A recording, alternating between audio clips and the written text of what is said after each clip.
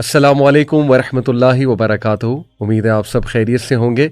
اپنا بہت سا خیال رکھیں. آج کل جس طرح کے حالات ہیں بہت سے سوالات بھی آ رہے ہیں اس ٹاپک کو لے کے اینڈ آئی ایم شیور کہ everyone wants to know کہ واٹس دا وے فارورڈ.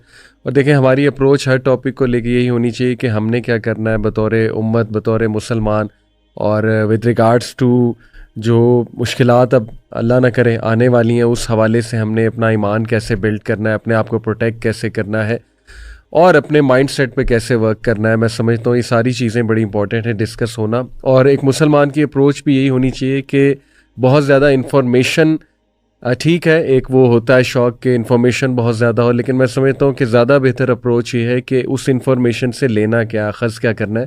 تو میں سمجھتا ہوں یہ ہمارا انٹرسٹ زیادہ اس میں ہونا چاہیے کہ وٹ شوڈ بی ڈو. اور اس حوالے سے میں نے دعوت دی ہے ڈاکٹر حمار لکھوی, ماشاء اللہ, ہو بیٹر دین ہم. اور جو ٹاپک ہے آپ نے تھمبنیل تو دیکھ لیا ہے, یہ جو آج کل کانفلکٹ چل رہا ہے ایران اسرائیل یو ایس, اور پھر ابھی واٹس دا وے فارورڈ, یہ کنفلکٹ کہاں جاتا نظر آ رہا ہے, ہمیں کیا کرنا چاہیے اس صورتحال کو دیکھتے ہوئے, اس پہ انشاءاللہ بات چیت ہوگی. السلام علیکم ورحمۃ اللہ وبرکاتہ. وعلیکم السلام ورحمۃ اللہ. خیریت سے شیخ؟ ماشاء اللہ. کا شکر الحمد. بہت شکریہ آپ آئے شیخ, آپ ہمیشہ ٹائم دیتے ہیں. اللہ تعالیٰ آپ کے علم میں عمل میں اضافہ کرے. جزاک اللہ خیر. شیخ ڈائریکٹ سوال سے شروع کرتے ہیں. سب سے امپورٹنٹ سوال جو میں سمجھتا ہوں ہم سب کے لیے جاننا بڑا ضروری ہے کہ یہ جو کنفلکٹ ہے اس میں اب یہ ایک ریجنل کنفلکٹ بن گیا. اب بس یہ ایک ایران ورسز یو ایس سے اور اسرائیل نہیں ہے, اب تو ایک ریجنل کنفلکٹ کی شکل اختیار کر رہا ہے آہستہ آہستہ, اللہ نہ کرے. تو کیا یہ وہ جنگ ہے جس کا حدیث میں ذکر آیا ہے ملحمۃ الکبریٰ, یا اس کو لیڈ کرتا ہوا کوئی یہ مارکا ہے؟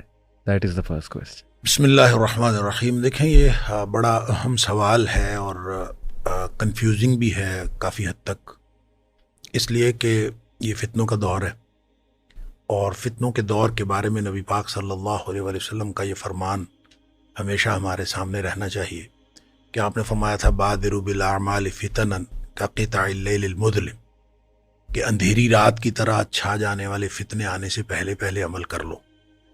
اور جب وہ فتنے آ جائیں گے تو فرمایا کہ یصبح الرجل مؤمنا ویمسی کافرا, صبح آدمی مومن ہوگا اور شام کو کافر ہوا پڑا ہوگا. او یمسی مومنا ویصبح کافرا, یا پھر شام کو مومن ہوگا اور صبح تک کافر ہوا پڑا ہوگا. ویبیع الرجل دینہ بعرض من الدنیا, اور ایک آدمی اپنا دین بیچ ڈالے گا دنیا کے فائدے کے لیے. یہ اس قدر خطرناک اور خوفناک حالات ہیں فتنے کے, تو اس دور کو ہم فتن کا دور کہہ سکتے ہیں, کیونکہ دور فتن تو نبی کریم صلی اللہ علیہ وسلم کے اس دنیا سے تشریف لے جانے کے فوراً بعد شروع ہو گیا تھا. البتہ فتنے کئی قسم کے ہیں. نبی پاک صلی اللہ علیہ وسلم نے مدینے کے ایک ٹیلے پہ کھڑے ہو کے فرمایا تھا کہ میں فتنوں کو اس طرح تمہارے گھروں کے اوپر نازل ہوتا دیکھ رہا ہوں جیسے بارش کے قطرے, یعنی یہ کے بعد دیگرے بہت سارے فتنے. اور اس بارے میں بہت ساری احادیث ہیں فتنوں کے بارے میں, تو لہٰذا ہم یہ تو کہہ سکتے ہیں کہ یہ دور جو ہے یہ فتنوں کا دور ہے. لیکن یہ کہنا کہ یہ ملحمۃ الکبریٰ یا ملحمۃ العظمیٰ جو حدیث کے اندر الفاظ آئے ہیں یہ وہ والا دور ہے, تو یہ تھوڑا قبل از وقت یا غیر حقیقی بات ہوگی اگر ہم اس کو 100% اس کے اوپر انطباق کر لیں. صحیح. اس کی وجہ یہ ہے کہ نبی کریم صلی اللہ علیہ وسلم نے جو سیکوینس آف ایویڈنس جو ایک واقعات کا جو آپ نے ایک سیکوینس بتایا ہے, اس میں وہ اس طرح سے نہیں ہے کہ پہلے لڑائیاں ہوں گی پھر اس کے بعد کوئی اور چیز ہوگی, بلکہ ایسے لگتا ہے کہ وہ جو ملحمۃ العظمیٰ ہے یا ملحمۃ الکبریٰ ہے اس چین میں سب سے پہلے مہدی کا ظہور ہے. اچھا. اور مہدی کے ظہور سے پہلے کے بھی کچھ حالات ہیں.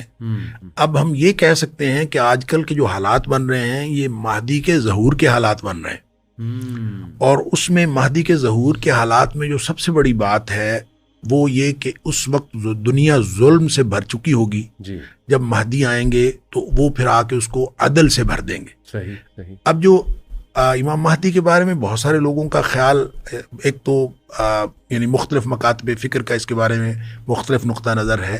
بعض لوگوں نے تو ویسے انکار کر دیا کہ مہدی نام کی کوئی شخصیت آنی بھی ہے, لیکن صحیح بات یہ ہے کہ کوئی 50 کے قریب احادیث ہیں اور ان میں سے بعض احادیث ضعیف بھی ہیں, لیکن بعض صحیحین کی روایات کے اندر نام لیے بغیر نبی پاک صلی اللہ علیہ وسلم نے کسی شخص کے آنے کی پیشین گوئی فرمائی ہے جی. اور وہ وہی روایات ہیں اور وہی نشانیاں ہیں جو دیگر احادیث کے اندر جو حسن درجے کی احادیث ہیں اس کے اندر امام مہدی کی ہیں. لہٰذا اس کے بارے میں یہ مسلمانوں کا ایک یعنی جمہور کا عقیدہ ہے اور متفق علیہ عقیدہ ہے کہ ایک شخص نے آنا ہے. لیکن اس شخص نے جب آنا ہے تو اس نے اس لیے نہیں آنا کہ ہم ہاتھ پہ ہاتھ دھر کے بیٹھے رہیں اور جب وہ آئے گا تو پھر اس وقت ہماری قسمت بدل جائے گی. ایسا نہیں. انہوں نے تو آ کے ایک کنٹریبیوٹ کرنا ہے جو حالات ہوں گے ان حالات کے اندر. اور وہ حالات کیا ہوں گے؟ وہ بہرحال لڑائیوں کے حالات ہوں گے. اس کی وجہ یہ ہے کہ نبی کریم صلی اللہ علیہ وسلم نے جو نشانیاں بتائی ہیں وہ ہر لڑائیوں کی ہیں.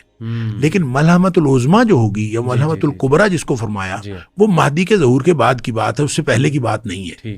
پہلے بھی لڑائیاں ہوں گی اور ان لڑائیوں کے بارے میں مثلاً یہ خراسان کے 80 جھنڈوں کی بات ہے کہ وہ ایک لشکر یہاں سے جائے گا اور وہ دھنس جائے گا. اب یہ دھنس جانے کی بات ایک تو یہ ہے کہ مہدی کی سے پہلے یہ جائیں گے یا مہدی کے بعد جائیں گے. البتہ جو مہدی کے دور میں جن جھنڈوں کے یعنی جس لشکر کے دھنس جانے کا ذکر ہے وہ تو مہدی کے مقابلے میں جائے گا. لیکن یہ 80 جھنڈوں والا جو لشکر ہے یہ کس مقصد کے لیے جائے گا؟ اس کا مقصد حدیث کے اندر کلیئر نہیں ہے. یعنی لوگوں نے ان دونوں حدیث کو جوڑا ہوا ہے اور لوگ سمجھتے ہیں کہ یہ شاید یہ خراسان سے یہ مہدی کی حمایت کے لیے جائیں گے. یہ ضروری نہیں ہے، بلکہ یہ ممکن ہے کہ اس جیسے میں نے پہلے عرض کیا کہ چین آف ایونٹس میں یہ شاید اس سے پہلے ہے، سیکوینس میں یہ پہلے ہے اور مہدی کا ظہور بعد میں ہے. لیکن وہ جو جس لشکر کا دھنس جانا ہے وہ بہرحال وہ بعد میں ہے. لیکن یہ جو 80 جھنڈوں والا ہے اس کو اس کے ساتھ آپ ملا سکتے ہیں کہ نبی کریم صلی اللہ علیہ وسلم فرمایا کہ تم رومیوں کے ساتھ مل کے جنگ کرو. اس کا مطلب ہے الائز جو ہوں رومی ہوں گے. رومی اس وقت کی سلطنت روما تھی. اب آپ اس کو سلطنت روما کے ساتھ ملائیں تو کیا علاقائی طور پر ہم ملا سکتے ہیں؟ تو علاقائی طور پر ملائیں تو وہ تو قسطنطنیہ ہے یا وہ ترکی والے ہیں. لیکن جب آپ کو کہا گیا کہ تم ہو اور رومیوں کے ساتھ مل کر لڑو گے تو اس کا مطلب ہے کہ تم اور رومی دو الگ الگ چیزیں ہیں. تو جب الگ الگ چیزیں ہیں تو اس کا مطلب ہے کرسچنز ہوں گے. تو کرسچنز کے ساتھ مل کر نبی پاک صلی اللہ علیہ وسلم کی حدیث کا جو اگلا حصہ ہے وہ اس کی کنفرمیشن بھی کرتا ہے کہ کرسچنز کے ساتھ مل کر تم لڑو گے. اس کا نتیجہ یہ ہوگا کہ اللہ تعالیٰ تمہیں کامیابی دے گا، تمہارا کوئی مشترکہ مقصد ہوگا. لیکن جب تم جیت جاؤ گے تو اس وقت کوئی شخص نعرہ لگائے گا کہ صلیب جیت گئی. تو جب انہوں نے یہ نعرہ لگانا ہے کہ صلیب جیت گئی تو اس وقت کسی مسلمان کو جو جوش آئے گا اور وہ صلیب کو توڑ دے گا.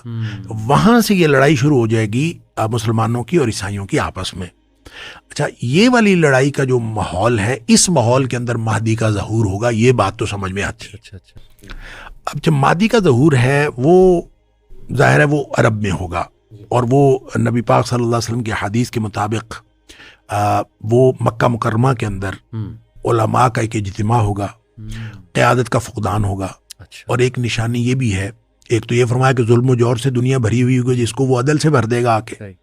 دوسری نشانی یہ ہے کہ ایک کوئی خلیفہ کی موت ہوگی اور اس کے بعد جانشینی کا جھگڑا ہوگا اور 3 شہزادے آپس میں لڑیں گے. اور وہ جو 3 شہزادوں کی جنگ ہوگی وہ تینوں خلیفہ کے بیٹے ہوں گے، یعنی مختلف ہر ایک کا باپ خلیفہ رہا ہوگا، سابق خلیفہ ہوگا. اب ان کی آپس میں جنگ ہوگی، قیادت کا فقدان ہوگا اور ایسی صورتحال میں لوگوں کی نگاہ جو ہے وہ ایک ایسے شخص پر پڑے گی جس کا نام محمد بن عبداللہ ہوگا اور وہ حسنی ہوگا. نبی پاک صلی اللہ علیہ وسلم کے نواسا جو حسن رضی اللہ تعالیٰ عنہ ان کی اولاد میں سے ہوگا اور وہ اس کا ظہور ہوگا. اس کا مطلب یہ ہے کہ اس سے پہلے وہ نارمل آدمی ہوگا. ایسا نہیں ہے کہ وہ اس سے پہلے کوئی نعوذ باللہ فسق و فجور میں مبتلا ہوگا یا کوئی اس طرح کا آدمی ہوگا. نہیں ہوگا، وہ نیک آدمی اور پڑھا لکھا اور عالم دین ہوگا. اچھا، پڑھا لکھا ہوگا، عالم دین ہوگا، لیکن نارمل آدمی ہوگا. کوئی بہت زیادہ باصلاحیت نہیں ہوگا کہ وہ پرومیننٹ ہو، ایسا بہت پرومیننٹ آدمی نہیں ہوگا. لیکن اس وقت جب لوگ جو ہیں اس کی بیعت کرنے کے لیے مدینہ منورہ پہنچیں گے تو وہ مدینہ منورہ سے مکہ مکرمہ آ جائے گا. لوگ اس کے پیچھے مکہ مکرمہ آئیں گے اور وہاں مکہ مکرمہ میں اس وقت جا لیں گے جس وقت وہ ملتزم سے چمٹا ہوا ہوگا، اور اس وقت اس کے ساتھ گفت و شنید ہوگی اور اس کو کہیں گے کہ آپ امت کی قیادت فرمائیں. وہ کہے گا کہ میں نے قیادت نہیں کرنی، وہ انکار کرے گا. اور جب سارے علماء اس کو مجبور کریں گے تو پھر وہ کہے گا کہ میں نے بیعت لینی ہے تو جہاد پر لینی ہے، قتال پر. وہ جب علماء کہیں گے ٹھیک ہے، کیونکہ حالات لڑائیوں کے ہوں گے نا، بالکل، اس لیے لوگ جو ہے اس کے ہاتھ پر بیعت کر لیں گے قتال پر. جی. اور اصل جو ملحمۃ الکبریٰ ہے وہ پھر مہدی کے ظہور کے بعد شروع ہوگا. بالکل ٹھیک. اور اس کے اندر حدیث کے اندر الفاظ ہیں یصلح اللہ فی لیلۃ. حضرت علی رضی اللہ تعالیٰ عنہ کی روایت ہے اور صحیح حدیث ہے کہ نبی پاک صلی اللہ علیہ وسلم فرمائے وہ جو مہدی ہے وہ ہوگا تو علی رضی اللہ تعالیٰ عنہ کی اولاد میں سے، لیکن اس کی کوئی بہت وہ پرومیننٹ نہیں ہوگا. اس کے اندر جو قائدانہ صلاحیتیں ہیں وہ اللہ تعالیٰ ایک ہی رات میں پیدا فرما دے گا، اور ایک ہی رات میں وہ ایک ایکسٹراڈنری آدمی بن جائے گا. اللہ تعالیٰ اس کے اندر وہ صلاحیتیں، عالم دین تو وہ پہلے سے ہوگا، نیک آدمی بھی پہلے سے ہوگا، لیکن اس کے اندر جو بصیرت و بصارت اور جو قیادت کی جو پری ریکوزٹس ہوں گی وہ اللہ تعالیٰ اس کے اندر پیدا فرما دے گا، اور وہ اتنا باصلاحیت آدمی ہو جائے گا کہ وہ پھر پوری امت مسلمہ کی قیادت کرے گا. اور اس کے تحت وہ جو جنگیں ہوں گی، مہدی کی قیادت میں جو جنگیں ہوں گی وہ ہے اصل میں ملحمۃ الکبریٰ اور ملحمۃ العظمیٰ، جس کے بارے میں نبی کریم صلی اللہ علیہ وسلم نے جتنی احادیث آتی ہیں ملحمۃ الکبریٰ کے بارے میں یا ملحمۃ العظمیٰ کے بارے میں، یعنی جب کبھی آپ دیکھتے ہیں کہ جو مثال کے طور پر ایک حدیث میں آیا کہ جب بیت المقدس جو ہے وہ آباد ہوگا تو مدینہ جو ہے وہ برباد ہو جائے گا. جب مدینہ برباد ہو جائے گا تو ملحمۃ الکبریٰ جو ہے یا ملحمہ وہ شروع ہو جائے گا، جنگیں شروع ہو جائیں گی. جنگوں کے نتیجے میں قسطنطنیہ فتح ہوگا، قسطنطنیہ فتح کے بعد جو ہے دجال آ جائے گا. یعنی یہ سیکوینس یہ ہے، یہ ایک ہی حدیث میں ہے. اچھا، جب یہ ایک ہی حدیث میں ہے تو اس کا مطلب ہے کہ ملحمہ کے بعد دجال ہے. تو ملحمہ جو ہے وہ قسطنطنیہ کی فتح جو ہے ملحمہ میں ہے. اب یہ جو دوسری حدیث کے اندر آتا ہے کہ وہ جو جنگ جو قسطنطنیہ فتح کرنے والی ہوگی، اس سے یہ محسوس ہوتا ہے کہ قسطنطنیہ جو اس وقت مسلمانوں کے قبضے میں ہے، جس کو استنبول کہتے ہیں، اس کا پرانا نام قسطنطنیہ ہے. تو یہ بہت سارے لوگوں کا تو خیال ہے یہ کہ یہ فتح جو ہے جس کا ذکر حدیث میں ہوا یہ پہلے ہو چکی، یہ ماضی میں ہو چکی. جب مسلمانوں نے قسطنطنیہ جو ہے وہ رومیوں سے لے لیا تو اس کا مطلب ہے وہ فتح جس کا ذکر تھا وہ تو ہو چکی. یہ اس لیے بات درست نہیں ہے. دیکھیں، ایک بات ذہن میں رہنی چاہیے کہ نبی پاک صلی اللہ علیہ وسلم کی احادیث کا ہم حتمی تعین کسی ایک ہی واقعے پہ یا کسی ایک ہی سچویشن پہ حتمی طور پر نہیں کر سکتے. امکانات کی بات ہے، لہٰذا امکان ہو سکتا ہے ماضی میں بھی ہو، لیکن چونکہ احادیث کے اندر یہ ذکر ہے کہ جو ہی قسطنطنیہ فتح ہوگا تو اس کے فوراً بعد شیطان آواز لگائے گا کہ دجال کا ظہور ہو گیا. مسلمان ابھی مال غنیمت اکٹھا کر رہے ہوں گے کہ ادھر سے آواز آئے گی کہ دجال کا ظہور ہو گیا، تو یہ سب بھاگیں گے پیچھے کو، تو شام میں آئیں گے، لیکن یہ خبر جھوٹی ہوگی. تو اس کے بعد پتہ چلے گا کہ کچھ دنوں بعد واقعتاً دجال کا ظہور ہو جائے گا. تو اس کا مطلب ہے کہ قسطنطنیہ کی فتح کے بالکل ساتھ ہی دجال کا ظہور ہے، اور قسطنطنیہ کی فتح ملحمہ کے بعد ہے. تو وہ ملحمہ جس کے نتیجے میں قسطنطنیہ فتح ہوگا وہ مہدی کے ظہور کے بعد ہے. اس سے یہ پتہ چلتا ہے کہ ایک وقت آئے گا کہ یہ قسطنطنیہ ایک دفعہ پھر عیسائیوں کے قبضے میں چلا جائے گا. اس لیے مسلمان پھر اس کو دوبارہ عیسائیوں سے جو ہے وہ فتح کریں گے. واللہ عالم. یہ ساری باتیں جو میں نے پہلے بھی عرض کیا کہ یہ متشابہات قسم کی احادیث ہوتی ہیں، پیشین گوئیاں جو ہیں، ان ساری چیزوں کو حتمی طور پر ہم متعین کر کے نہیں بتا سکتے اور نہ ہی ہم اس کا کوئی ایک مطلب سمجھ سکتے ہیں. البتہ یہ ضرور ہے کہ اس سے جو اسباق حاصل ہوتے ہیں، جو تیاری ہے، جو قیامت کی نشانیوں کی تیاری قرآن نے بتایا، وہ تیاری رکھنی چاہیے. اور تیاری کے لیے جیسے قرآن نے سورہ محمد کے اندر یہ فرما دیا کہ فَهَلْ يَنظُرُونَ إِلَّا السَّاعَةَ أَن تَأْتِيَهُمْ بَغْتَةً. کیا لوگ قیامت کا انتظار کر رہے ہیں کہ وہ ان کے اوپر اچانک آ جائے؟ فَقَدْ جَاءَ أَشْرَاطُهَا. جب کہ اس کی نشانیاں تو آ چکی ہیں. تو جب نشانیاں آ گئی ہیں تو فرمایا وَأَنَّا لَهُمْ إِذَا جَاءَتْهُمْ ذِكْرَهُمْ. جب وہ قیامت آ ہی جائے گی تو اس وقت نصیحت پکڑنے کا کیا فائدہ ہوگا؟ تو نصیحت پکڑنے کا فائدہ اب ہے، قیامت آنے سے پہلے. اس لیے یہ ہمیں نشانیاں جتنی بھی ہیں، ملحمۃ الکبریٰ بھی قیامت کی نشانیوں میں ہے، لیکن جو اس کا سیکوینس ہے، اس کی جو ترتیب ہے، محسوس یہ ہوتا ہے کہ یہ جو موجودہ ملحمہ ہے جس کو آپ نے علاقائی جنگ کہا، میں تو اس کو ایک علاقائی جنگ بھی نہیں کہتا، میں یہ کہتا ہوں کہ یہ ملحمۃ الکبریٰ کا ایک ابتدا ہو سکتی ہے، اس کا آغاز ہو سکتا ہے، اور with the passage of time یہ ملحمۃ الکبریٰ تک جو ہے ایکسٹینڈ ہو جائے، یہ ممکن ہے۔